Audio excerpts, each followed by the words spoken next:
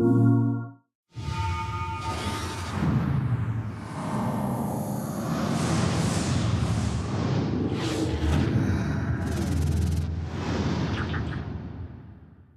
each episode of Access was a mile, we'd have just run a marathon. And episode 26 has plenty to get you sweaty. Check it! We're in Amsterdam getting high on the slashy delights of thumping action sequel Darksiders 2. We're also fawning over a Belgian CG dog in our Tintin Blu-ray review, and blubbing at a virtual robot lady in our PlayStation briefing. First up though, it's Blades at the ready for our stab-happy Game of the Week, Ninja Gaiden 3.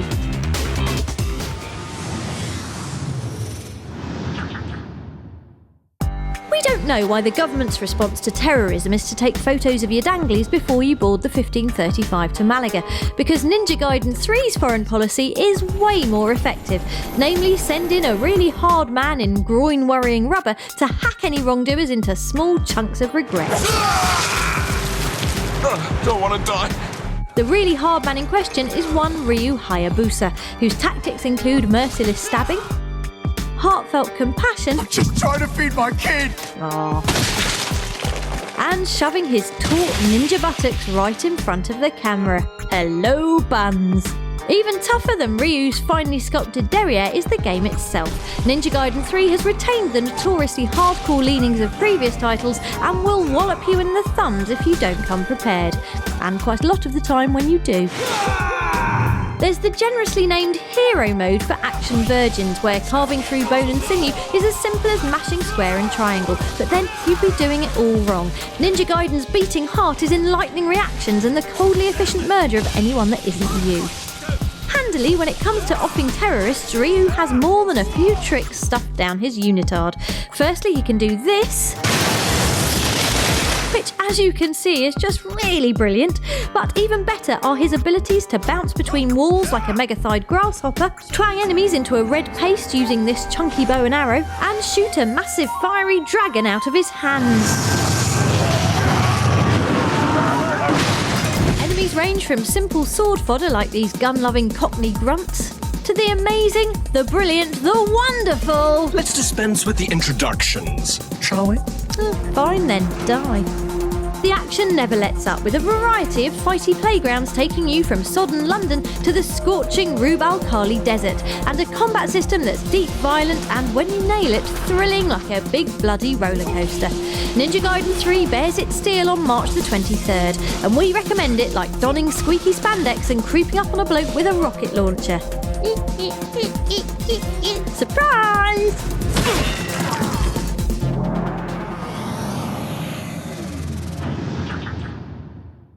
Brace yourselves for a massive news impact. It's time for your PlayStation briefing. First up, making an emotional splash in the deep end of the can video games do art debate is the jaw-dropping Kara, a tech demo from Heavy Rain developer Quantic Dream. The video shows lovely actress Valerie Curry being pieced together like an IKEA wife before doing that clever robot thing of realising she might actually be alive and making us blub like X Factor rejects. I want to live. I'm begging you. You can watch Kara online right now, and if David Cage and his team don't make a game out of it, well then, tough, but it'd make us even sadder. Thank goodness then for Namco Bandai's cheery upcoming lineup, which features driving through walls, rocket-spewing mechs, and shooting things while upside down. Here's Namco's Peter Oliver to give us the lowdown. I think the reason why the lineup's so exciting is because it's all very, very different from each other. You've got Ridge Racer Unbounded, a really great, fun arcade racer, Armored Core 5, one of the very few really high-quality mech games around at the moment, and Inversion, which is a really different take on the third-person shooter genre. Next, if the 8-month wait for Resi 6 has you feeling parched, then you can always take a sip of Resident Evil Operation Raccoon City, strafing onto PS3 on March the 23rd, and shooting at the same time, finally! This co-op friendly shooter is a decent Resi snack before November's main course, and has you popping shots at, for the first time since probably last week, zombies!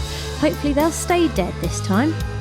Lastly, it's time for you lot to get your voting caps on for the Access Magazine Cover Star competition. Over 100 talented folk entered the contest to design the magazine's next cover, with a Sony DSLR, Sony NEX7 compact camera and a PlayStation Vita waiting to fill the winner's gadget pouch. Head to facebook.com/PlayStation Access to cast your vote. We didn't submit ours in the end because it wouldn't have been fair on the competition. That's all your news for now. We'll be back with more next week.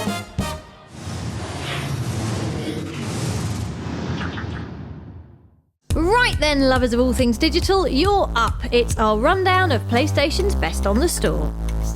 Screeching onto PSN and PlayStation Vita this week is the MotorStorm RC Pro-Am expansion pack. I know, already!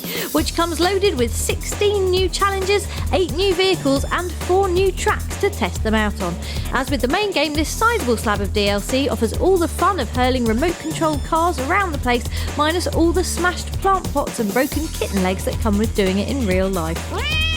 We're sorry, Mr. Whiskerson. Just as colourful and every bit as high-def is Rayman 3 HD, a spruced-up re-release of PS2's platform classic. Thanks to the recently brilliant Rayman Origins, the limbless wonder is as much in vogue as dressing like an idiot, with this threequel offering plenty of levels to bounce through, collectibles to hoover and hoodlums to thonk. It's on the store today, so go get some. If you're still hungover from Twisted Metal's army of sociopaths, then Wheels of Destruction World Tour might be just the tonic you need. This download-only title brings the win by pinning the focus on guns, cars, and guns on cars. And it's also got massive concrete playgrounds and lots of explosions. Good, we do love concrete and explosions. Lastly but not leastly is Assassin's Creed Revelations, with Ezio and Altair's last hurrah now available on the store in its entirety. The game has an emotional sting as sharp as its blades and is a great excuse to get you all excited about the mega brilliant Assassin's Creed 3 feature we've got coming up next week. Yeah, we went to Montreal for the world first reveal. It's alright. That's all from the store for now. We'll have more virtual knickknacks for you next week.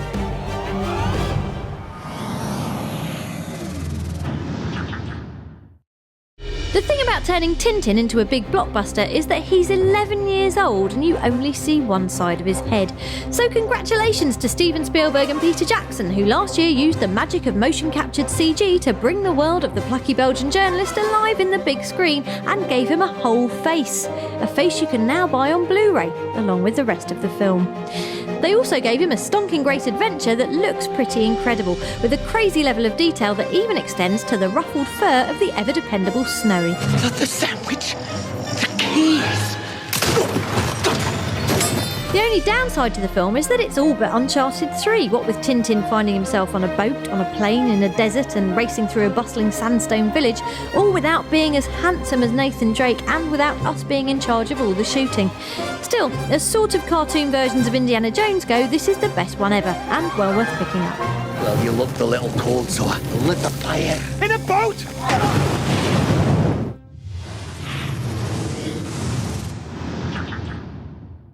Access All Areas this week comes to you from Europe's capital of moderation. It's Amsterdam! We weren't just there to drink in the sights, however. THQ's Hell-tinged sequel Darksiders 2 was in town, and we caught up with developer Vigil Games to talk swords, massive horses, and playing as Death. Well, this time around in Darksiders 2, Death has the ability to run up walls. You can also run along them horizontally, both of which you can only do for a short period of time.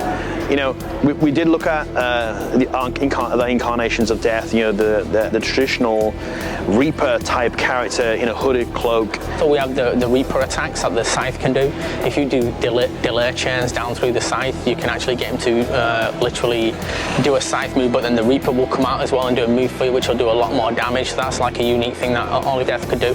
But Death is Death, right? Can't he just decide he's not actually dead? Well, based on the fiction, the Four Horsemen aren't at their full power as you and I would know them, unless all 7 seals are broken. And at this point in the story, that hasn't happened yet, so he's still vulnerable to physical attack and damage and things like that. And also there's something in the story that happens that you can kind of see why there's a certain, not weakness, but something that kind of like changes Death quite deeply. That's all lovely and everything, but what would you be a horseman of? I think I'd be the horseman of art, I guess, with my long scythe paintbrush. Horseman of time, to somehow have control over that. Reverse it, go backwards, go forward, speed it up, slow it down. I know, the horseman of fun. That sounds like a pretty cool horseman for me. Thanks guys, that's all from Amsterdam and Darksiders 2. We'll have more on the game in the run-up to its June release.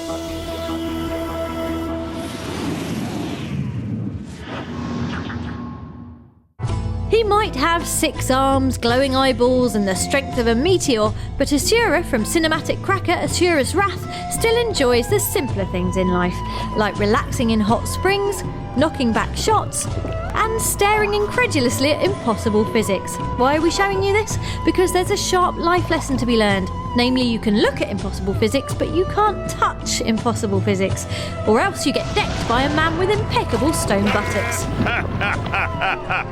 Bye!